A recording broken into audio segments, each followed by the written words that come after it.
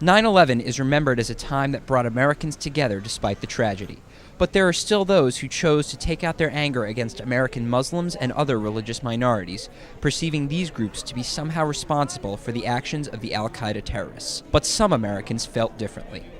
On the 10th anniversary of 9/11, the 7th annual 9/11 Unity Walk was held starting at the Washington Hebrew congregation just down the street from AU. In the days and years following those events, we saw religious bigotry and ignorance raise its ugly head, as the actions of a few were imputed to an entire faith community. We gather together to say this is profoundly un-American, and it is opposed to all the religious traditions we hold sacred.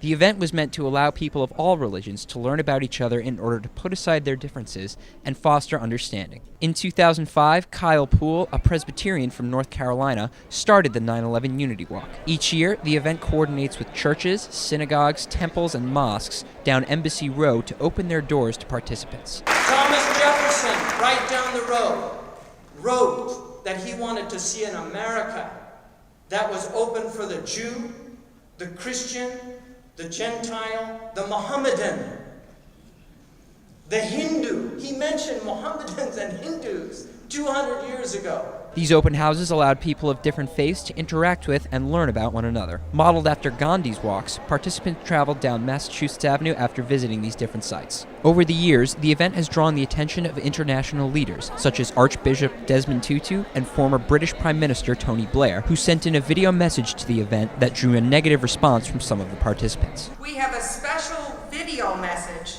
from the former Prime Minister of Great Britain, Tony Blair, who is also a founder of the Tony Blair Faith Fellows. I want to take a moment to share with you the importance and global influence of events like the 9/11 Unity Walk, not only for people today, but perhaps most important for future generations. The walk ended at the Mahatma Gandhi Memorial. May this Unity Walk be a fruitful time when we pray, when we engage in dialogue, and we urge one another to work together to overcome injustice and always strive for peace. For ATV News, I'm Michael Conte.